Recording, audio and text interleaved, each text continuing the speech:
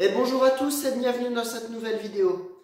Aujourd'hui, un petit peu de chantier de serrurerie. Qu'est-ce qu'on va faire? Sur un portillon de jardin, notre client a perdu la clé, donc il ne peut plus fermer à clé ce portillon de jardin. Donc il m'a sollicité pour pouvoir extraire le barillet, extraire le cylindre, pour pouvoir le remplacer. Donc extraire un barillet ou un cylindre, c'est une opération qui est très simple quand on a la clé, mais quand on n'a pas la clé, il faut recourir à des techniques un petit peu particulières. Donc ce que je vais utiliser dans cette vidéo, c'est ce qu'on appelle, c'est cet outil, donc ce qu'on appelle un extracteur de cylindre. Donc il existe différentes techniques et différentes méthodes pour pouvoir arracher un barillet lorsqu'on n'a pas la clé. Et donc avec cet extracteur de cylindre, on va utiliser une vis spéciale, une vis d'arrachage ou une vis de traction. Donc ce n'est pas une petite vis classique que vous allez pouvoir retrouver chez le bricot du coin, c'est des vis spéciales, des vis de serrurerie qui peuvent résister à plusieurs tonnes de traction. Alors n'essayez pas de faire ça avec des petites vis classiques, type vis à tôle ou vis à bois, vous risqueriez de vous blesser.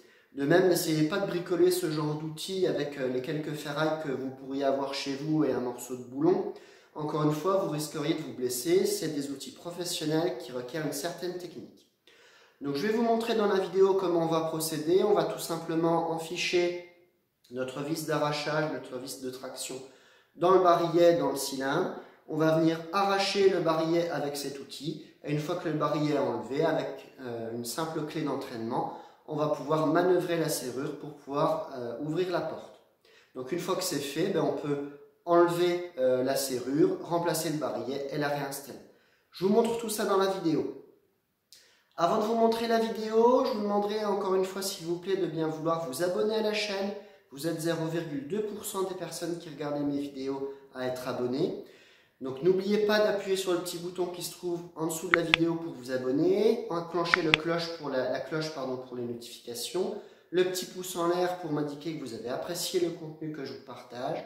C'est très important pour m'aider dans le développement de la chaîne, pour m'aider à me faire connaître et à développer l'entreprise. Je compte sur vous, je vous laisse regarder le chantier dans la vidéo.